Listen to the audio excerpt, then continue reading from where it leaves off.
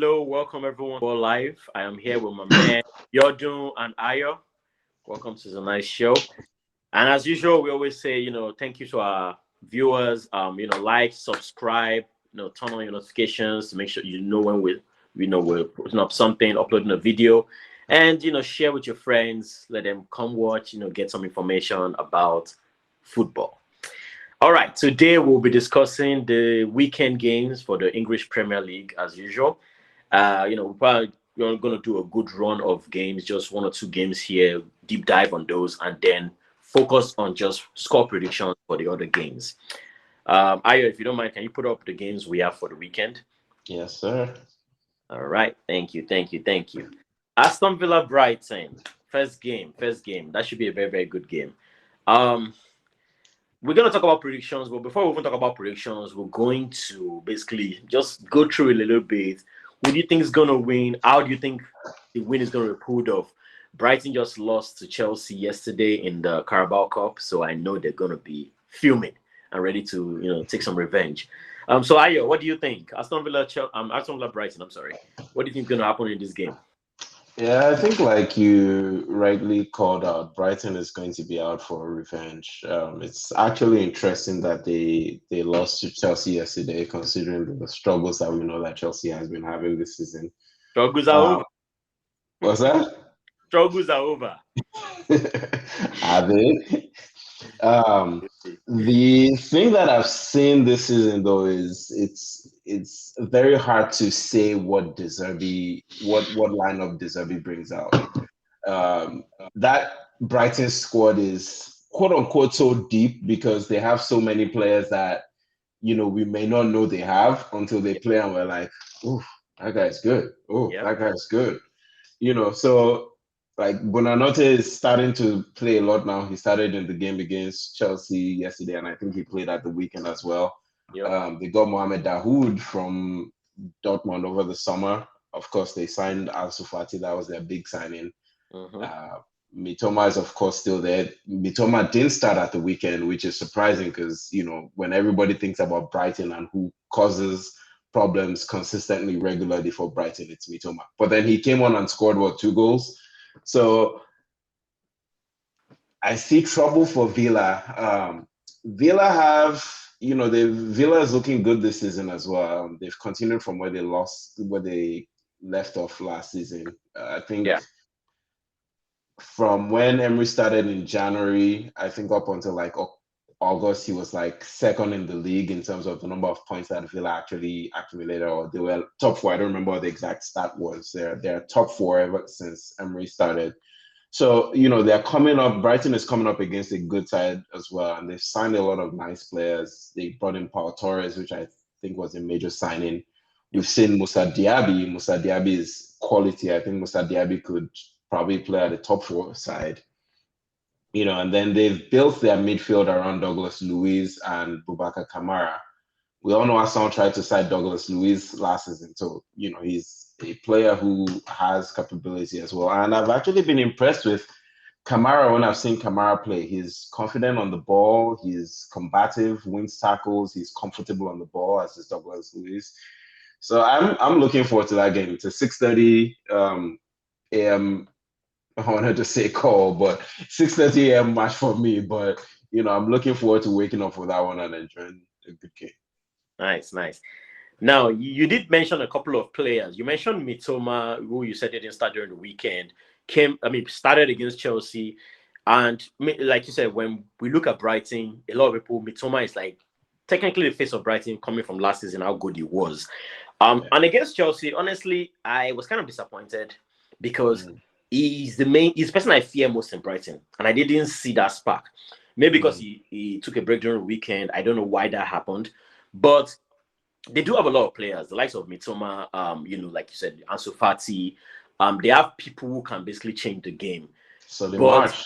Solly March is March, my player at Brighton. Like if right. I could sign one player for Arsenal, it would probably be Solly March. Yeah, I'm a big fan of Solly March too, but yeah, Mitoma is my most feared guy in Brighton. And then when it comes to Aston Villa, there's a guy in Aston Villa whose name I can't remember. He tortured us when we played them last weekend. I think it starts with a Z. Is there anybody that doesn't torture Chelsea these Oh, days? no. Uh, this guy stood out. This guy stood out. I'll remember his name later on. But so I think, but the question is for you now. Just still for you, Ayo.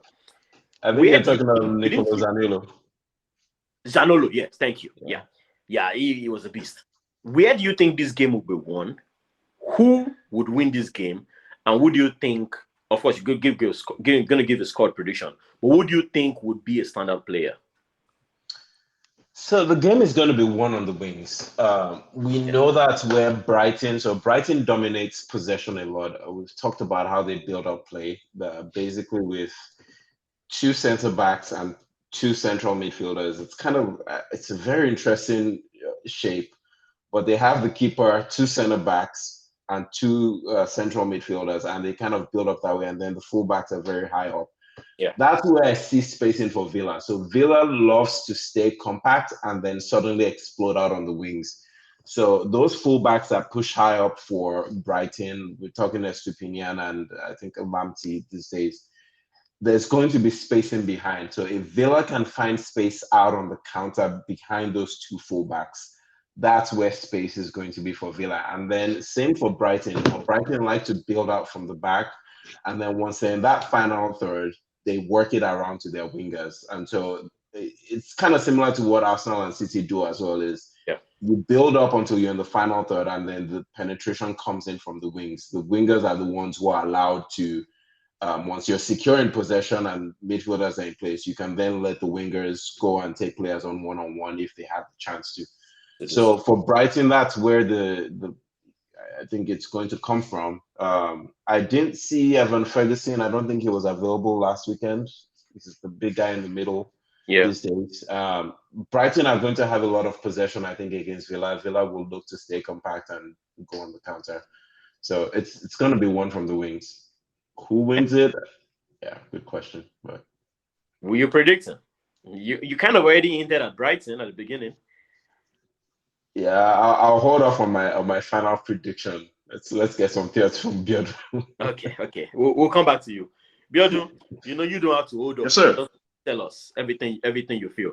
Who do you think is going to win this game? Where do you think the game is going to be won? Score predictions, and who do you also think is going to be a standout player? Standout player. Okay. Well, I think so. Let's just get some things. I don't think it's going to be as easy for Brighton as people might think. Midweek, both teams lost. So let's just look through the recent form and recent games. So both teams lost, and they are out of Carabao Cup. Surprisingly, Aston Villa lost to Everton, which is funny, and I think this is a good boost for Everton, considering the fact that they went to Brentford. Who did they beat last week? I think it was Brentford, right? So they won an away game, EPL game, right? Everton. And now Everton won another away game, beating Aston Villa and knocking them out of Carabao Cup. Brighton lost to Chelsea, which Chelsea also has not been in a good form, right? So this is when you begin to see the weight of multiple competitions. Most of these teams don't understand when they do very well in EPL, which I'm not taking any credit away from them.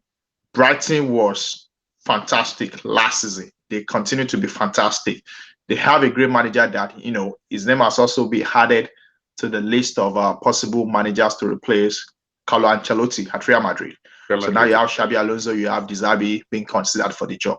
So Brighton is doing well. However, you begin to see the weight of European competitions weighing on these guys, right? Brighton's first ever, European game. They lost the game, right? So they lost the game. Aston Villa lost as well.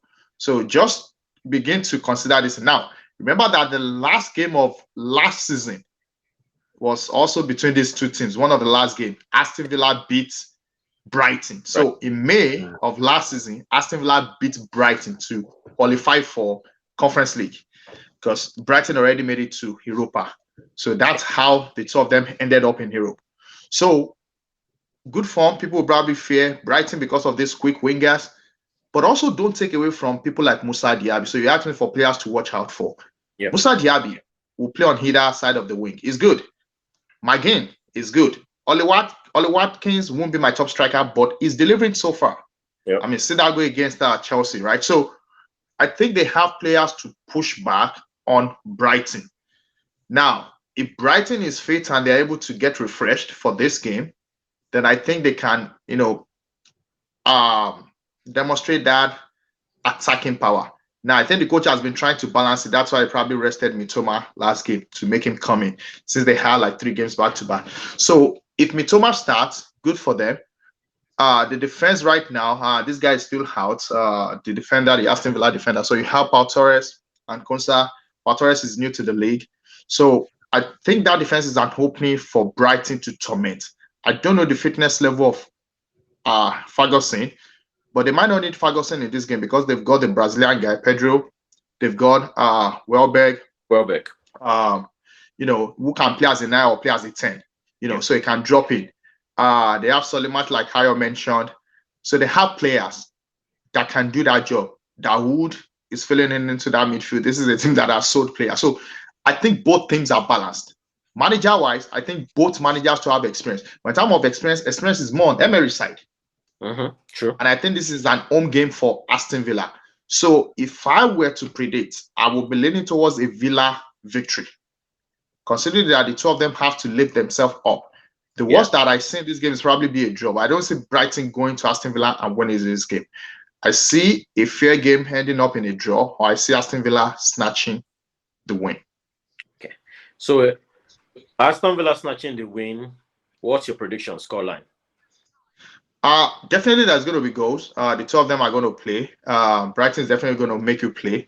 Brighton plays the way the Zerbi plays. It doesn't care what you do. They believe that they have to do what they do so that you have to adapt to what they do. That's the way they play.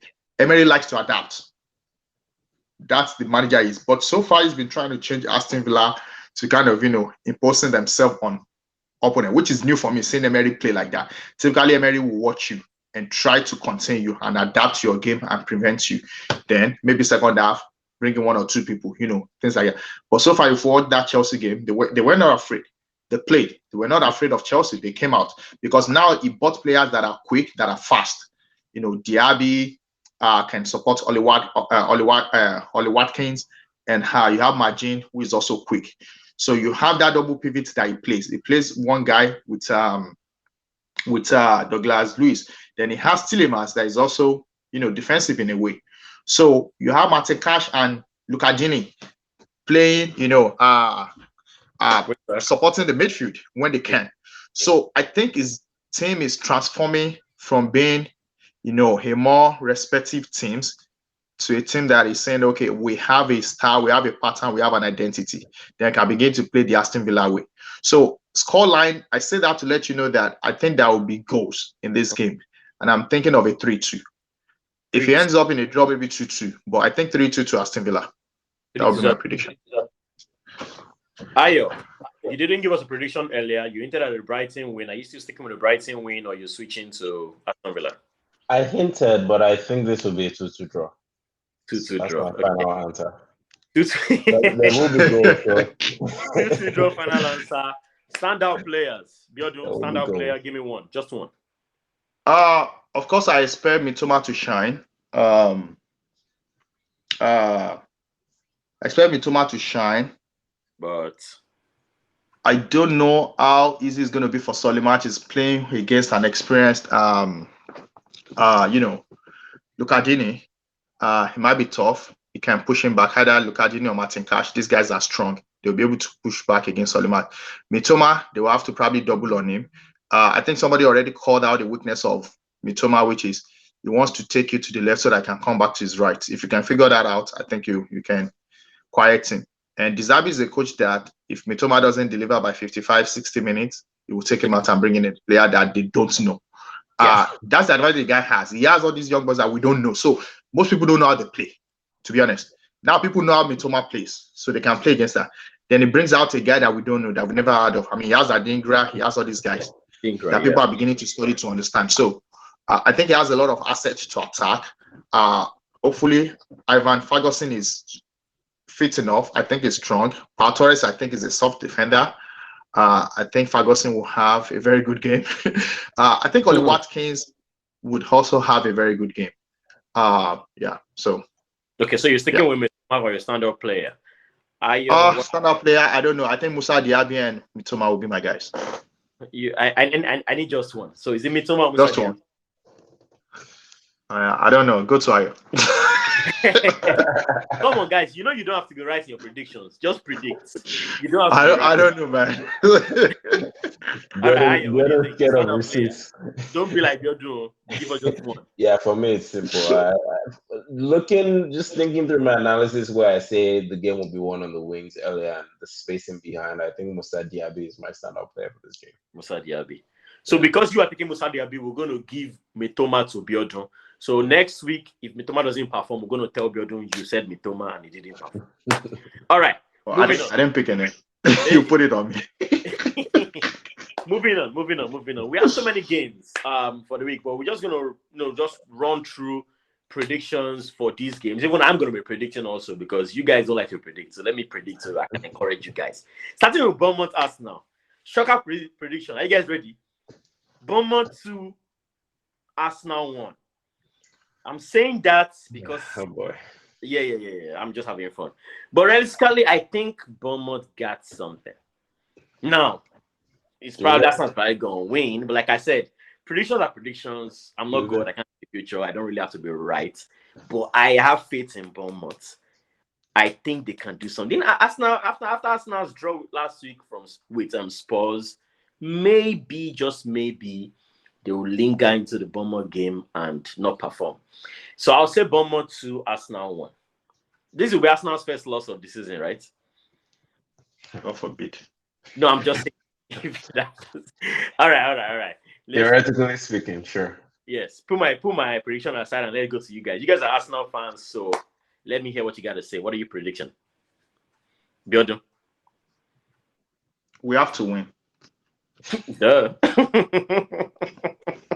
If you like, don't win. Political answer. I know, right? I mean, we have to win. That's what I cared about. I think.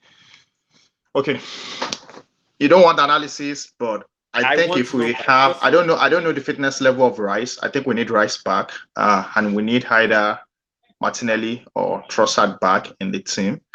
I think it should be an easy game if we can just contain them in the very first beginning.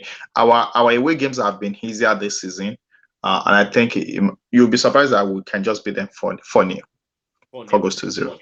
But do you think without Rice? I mean, you mentioned Rice, you mentioned somebody else. If Rice doesn't come and play, you guys... We're going to have to play Jorginho. That's a problem right there. Bournemouth is a strong team. I mean, Bournemouth Chelsea ended 0-0, correct? Yeah. Right? And I predicted it. I actually predicted a win for Bournemouth against Chelsea. But the goals didn't come. So you could see the way they play. They're not afraid. Yeah. Bournemouth are not afraid. They like to run. They like to play. They like to enjoy the game. They have a young coach. They actually, okay, so I'll tell you this. Since you asking me, I didn't want to do analysis. I just wanted to move on. Both Andoni Iraola and Mikel Arteta are from the same area, right? These guys are Spaniard, and they are from the same area. I forget what they call that region right now. So they have the same philosophy when it comes to football, right? They like to play, and they like to have possession, and they like their players to have the ball. So it's not going to be an easy game. And I've been watching them since that guy took over. Even before that, the players that they have 4 or 5 seasons ago, Bournemouth like to go forward. They just know one of those teams that will sit back. They don't mind conceding. Remember, they conceded against Liverpool, was a 9-0 or whatever, one last season. So they don't care. They will go forward. So trust me, they will go forward. That's why I'm like, we need Rice in that game. Jorginho might be too slow for them. Arsenal would like to dominate and would like to hold the ball. But these guys are going to challenge you and they're going to be physical. Because they're also physical. Let me stop you there, Pedro. Your prediction is 4-0 with Rice. Without Rice, what's your prediction? Give me the number real quick. 3-1. 3-1 Arsenal. Beautiful. Ayo, I don't know if you want to throw in a Rice factor, but just give me the numbers real quick. No Rice, 3-1 Arsenal. That's how I like it. Put confidence behind it. All these Rice, I actually don't want Rice to play today. I watched Arsenal play. You want him rested for the Champions League? I want him rested. I saw Jorginho play against Brentford yesterday, and Jorginho was excellent yesterday.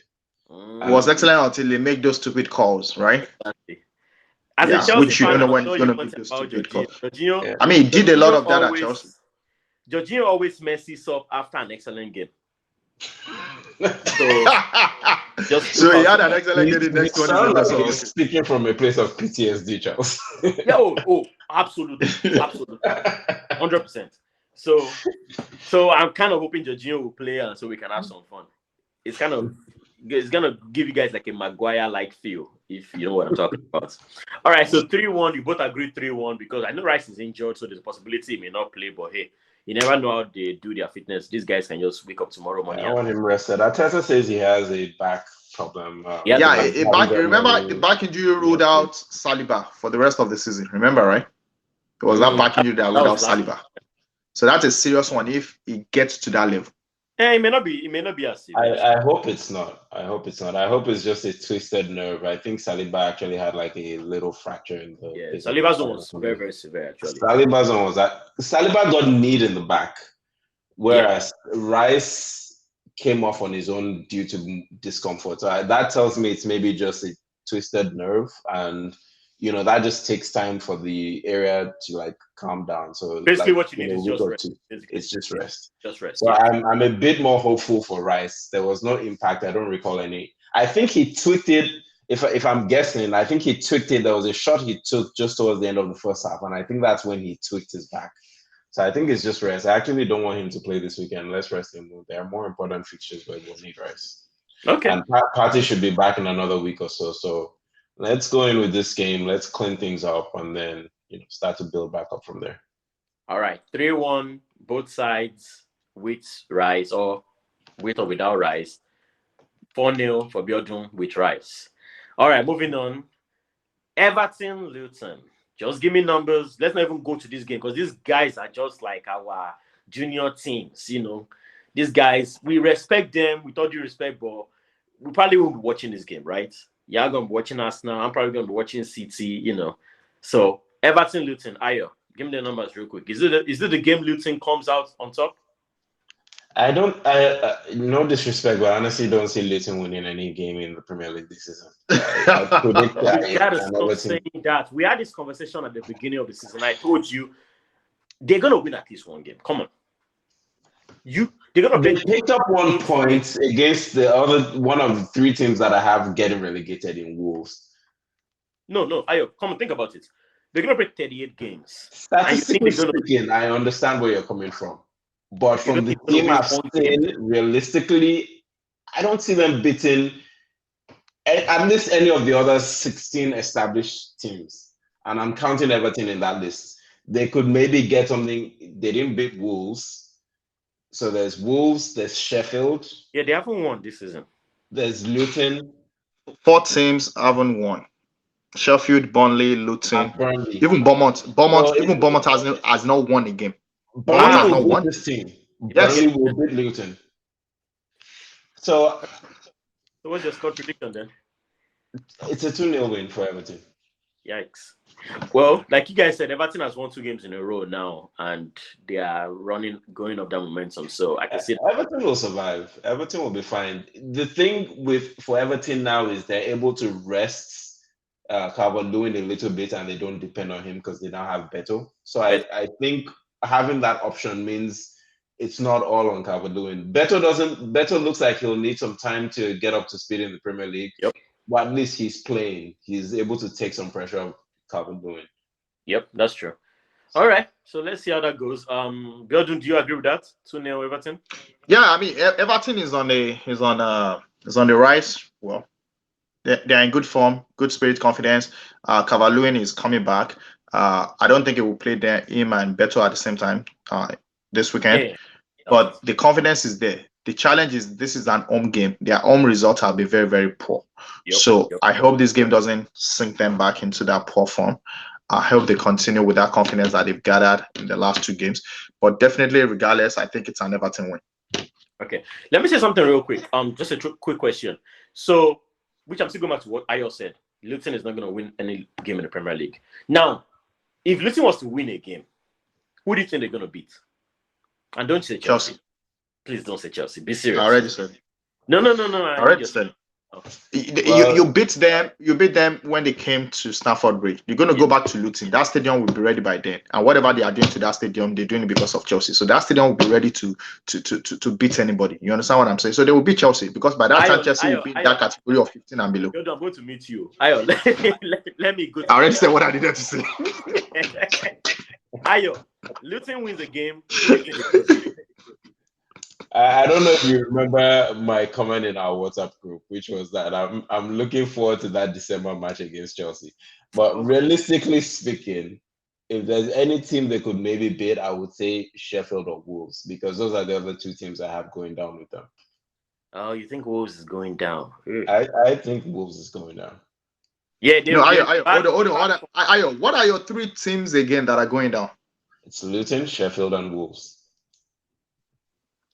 You never picked Everton? I thought you picked Everton. No, he said Everton is not going down. He's always said Everton is not going down. Okay, all right. And I agree. I don't think Everton is going down. They will struggle. They've done it like 3 seasons in a row or so. Something I've seen for Wolves this season, though, is Pedro Neto is starting to deliver. He's always been very good, but he's been struggling with end products. He's now added end product this season. So, but again, that's one player. I agree with you, Ayo. I think Sheffield and Luton will go down. I don't think Wolves will go down. I don't know who's going to be number 3, but I don't think it's going to be Wolves. But I think that number 3, the third team is between Everton, Burnley, and Wolves. Burnley. Thank you. Burnley is the third team I had in mind. So those 3, and I'll tell you why Burnley could go down. If they don't win again, this guy's not won. If this poor result continues, the Saints company is going to get fired. Then they're going to bring in a manager to save them. There's not going to be able to save it because it's not going to be like Vincent. There's going to try to figure it out. Then you start seeing those bad results. Now, could Everton be in that situation that Sean Dyche now has to go back to Burnley? Then Everton, I ask somebody. No, see, we all know things happen that we don't accept, but we haven't seen the first manager get fired, but managers will get fired that will reshuffle everything. For example, take Chelsea's case as a situation. If this situation continues like this, Pochettino gets fired. Pochettino gets fired, stay on the bench. Anything gets fired, then Pochettino goes to Man United. Think about what I just said, but let's continue. Someday I'm going to use the mute button on you, Biodun, because that's the only power I have here. Anyways, Luton, Everton, you both agree Everton is going to beat Luton. Let's move to Manchester United, Crystal Palace. Manchester United, they are waking up small, I think. Or maybe they're doing off and on. We do not know. But prediction, guys. Who do you think is going to win? I'll start. I think it's going to be a 2-2 draw. I don't think Man U is going to get 3 points. I disagree. You disagree? Okay. I mean, Man United just beat Crystal Palace 3 days ago. 3-0, right? I watched the game, not everything. Yeah, they just beat them. Amrabat is back. Amrabat gives a lot of cover to Casemiro to do what he has to do and takes care of the job. Maguire is back from Maguire is back. Sorry? Mason Mount is back as well. Yep. Mason Mount is back. So they have a team that they can rotate. Even though they have a game midweek against Galatasaray, they're going to try to manage the squad. But I think they have that defensive cover back. Varane is back. Maguire is back. Lindelof is back. Luke Shaw is still out. They have Dalot that has been, catching up and forgetting the slide. They have Regulon that is doing okay. So I think they have a better squad than Crystal Palace number 1 because they are in many competitions. They beat them easily 3-0, 3 days ago. I think they're going to do it again. 3-0 again? Well, maybe 2-0 this time. 2-0.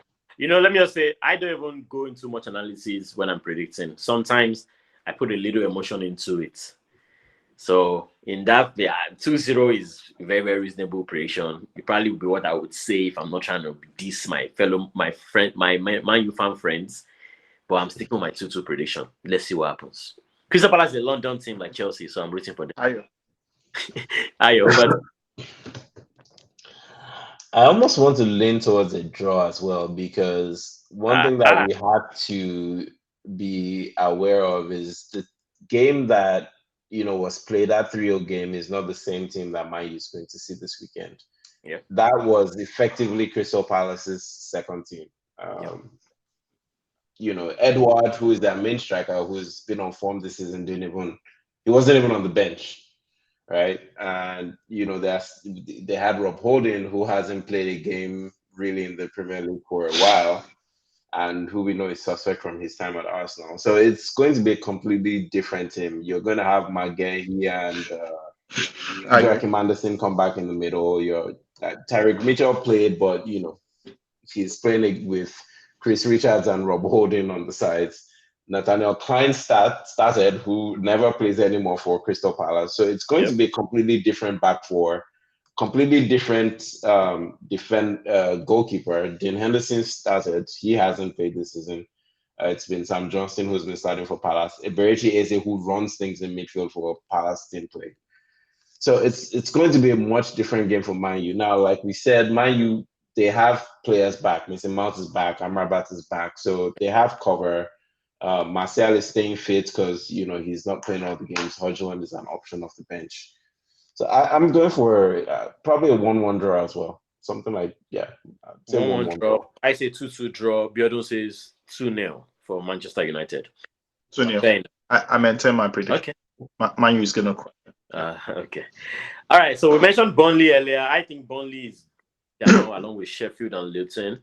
And they are facing Newcastle. Newcastle did a stunner last weekend with the 8-0 win. Do you guys think they're going to repeat the same thing? Do you guys think they're going to draw? Do you think you're going to lose? What do you think is going to happen, Ayo? So I think Burnley will lose this game again. What I've seen with Burnley is, one, they don't have a competent striker to finish at the level of the Premier League. You're playing against Premier League defenders. It's not going to be easy like it was for them in the Championship. So you need someone who is very technical, who is capable of holding play off and making intelligent runs around and in the box. I think that's what Burnley are lacking at the moment. Because if we look back to their game against Manchester United last weekend, they actually had 60% possession. They dominated that game. And they lost very narrowly, 1-0. So I think Newcastle will have too much for them this weekend. I think Burnley will finally pick up their first win against Luton next weekend. But against Newcastle, I see them losing maybe 3-1, maybe even 4-1. Okay.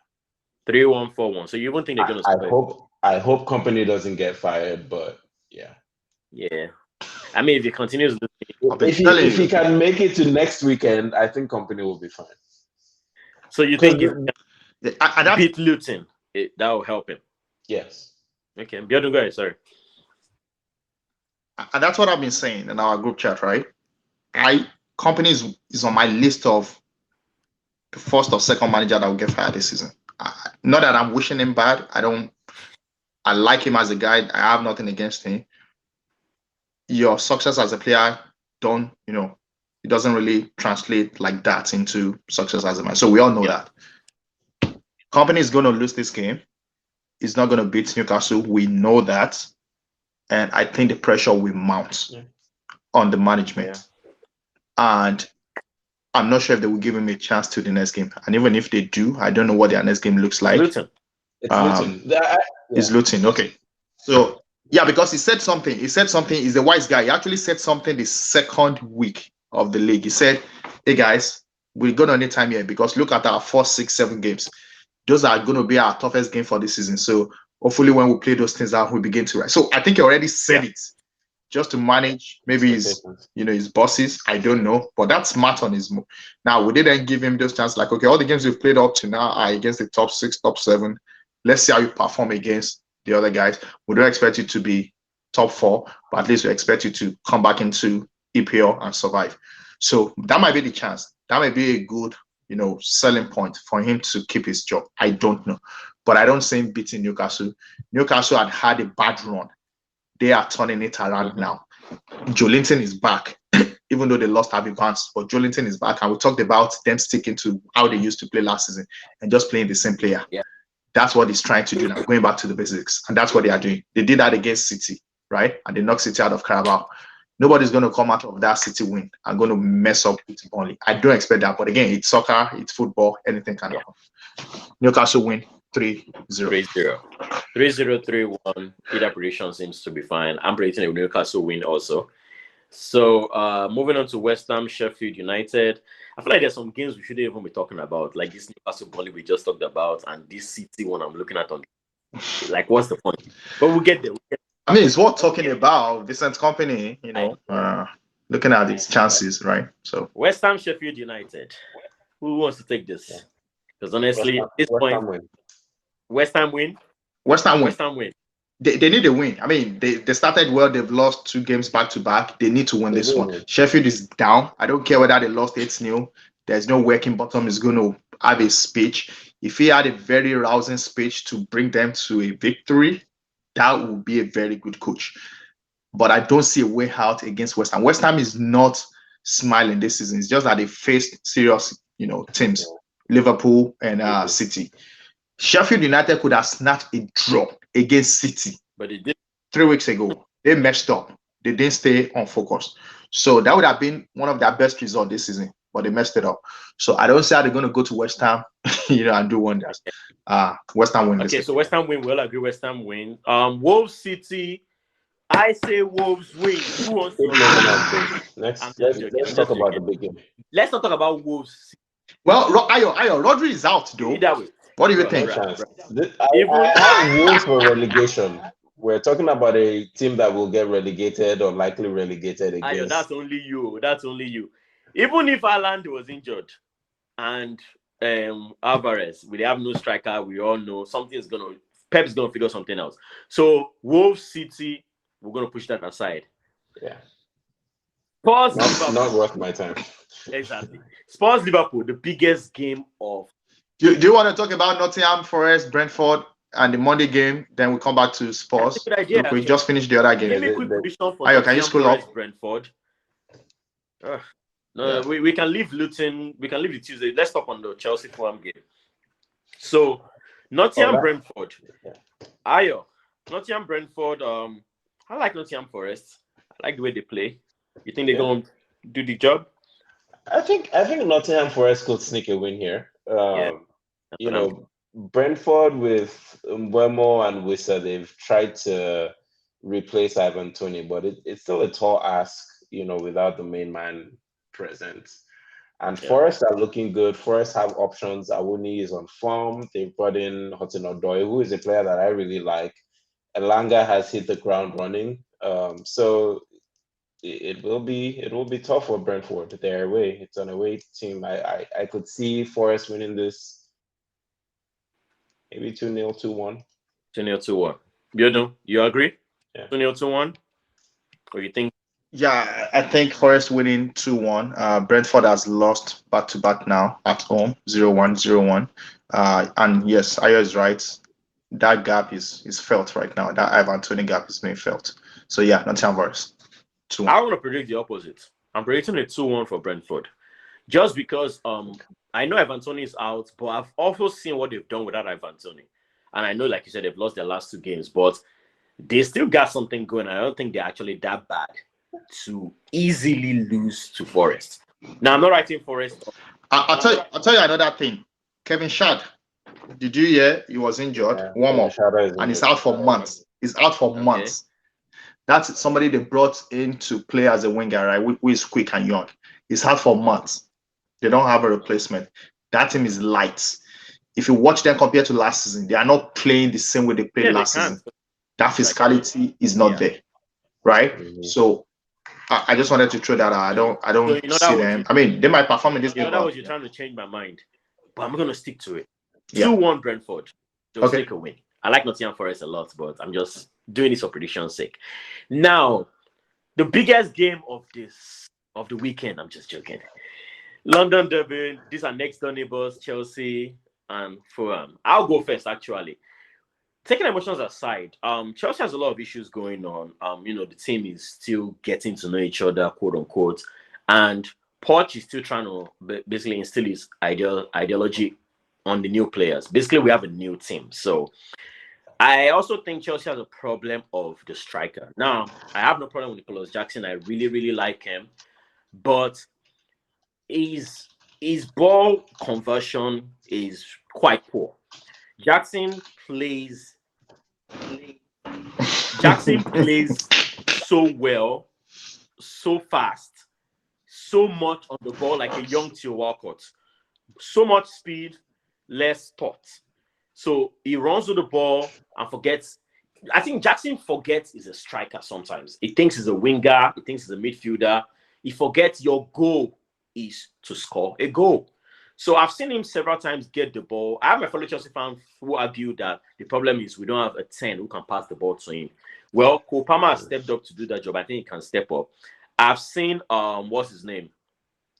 Ugochukwu, throwing some good passes. Enzo Gallagher do the job also, but not as effectively as we've expected them to do. But my point is, Jackson gets as many balls as possible. Not too many. He could get more, but his conversion rate is very, very poor.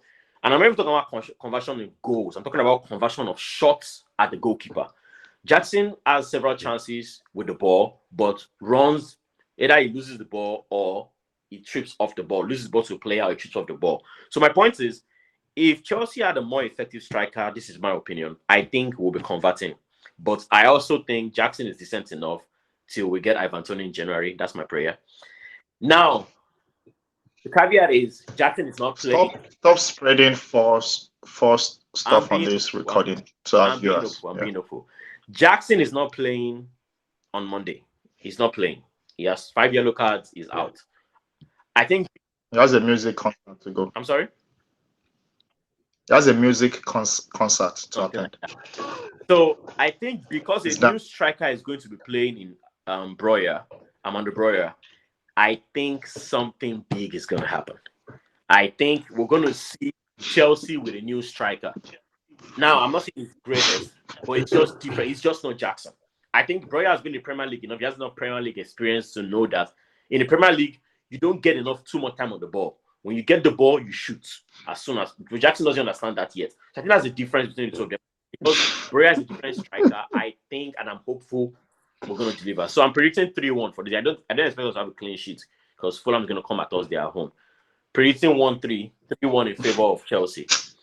I don't know why Biodun is laughing, but Ayo, I'll go to you. You're a little more serious today, Ayo. What do you think? You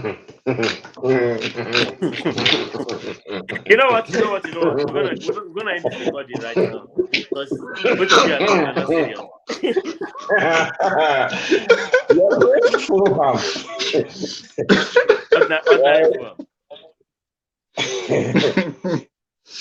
Oh God. I'm just gonna say I would be surprised if Chelsea come out of this one with a win. I see your struggles continuing because unfortunately you're playing a very good Fulham team. This is a team that is very stable. They know what they're doing, and they have quality. They will hurt you. They can hurt you. So I will actually say this is going to probably end in a draw. I would say a 1-1 draw. I would be surprised if Chelsea manage a win here in Craven Cottage, but I'm sticking with my 1-1 draw. I would take my prediction back and say a 2-1 win for Chelsea, just because I don't expect Chelsea to score 3 goals. Now that I think about it, we're still struggling on that end. But 2-1 win for Chelsea. All right, Biodun, what do you think? You would think I'm joking, but I'm not joking. I really mean it, and I'm serious. Listen, man. Think about it before you say it. Do you really want to say this? You asked me to talk. It's my talk. Let me talk my talk. Go ahead. Because you made me laugh. Because if I felt like you were talking to yourself, I'm like, why is this guy talking to? I'm preaching and telling me as if we are blind. We don't know what's going on. Listen, man. Because you won a Carabao game yesterday, that's not why. You just suddenly feel like all your problems are over. No, that's not the issue. You score a goal in like maybe 10 or 15 games. That's that goal that you just scored. Okay. So before you score another one, it will take a while. That's the truth. Before you have another win, it's going to take a while. But jokes apart, you're playing a very good Fulham side, like Hayo said. The point is not coming out with a win. The point is hopefully Chelsea come out alive of that fixture. losing. That's the point. You understand? Hopefully you come out alive, because you're going to struggle to win that game, because you'll be down with goal deficits. You'll be trying to like score so that let us draw this game. So you'll be struggling. So Sterling is going to do a lot of work that game. I tell you, Fulham is in good form. They are not a bad side. You see what they did when they came to Emirates. I've seen them play. They have a good goalkeeper as well. So even if you look 1-on-1, they match you guys. Without Mitrovic, that is done. They still match you guys. You would need to raise your game, which I think confidence is an issue for Chelsea right now, and goal scoring is a problem. And now you don't have Jackson. Maybe that will actually reveal, like you said, a new striker. Maybe Jackson will even come back and be on the bench. It is very, very possible, because if Broja should step in and perform, then Broja will just take his shirt back. You understand what I mean?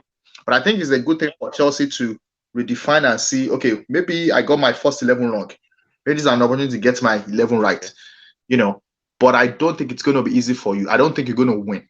I don't think you're going to beat Fulham. I don't think so. I think Fulham will win that game. And I think the best result Chelsea can get will be a draw, will be maybe a 2-2 draw.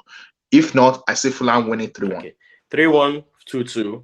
I say 1-1. I say 2-1. All right. It's been great. With all this Chelsea beef to wrap it up.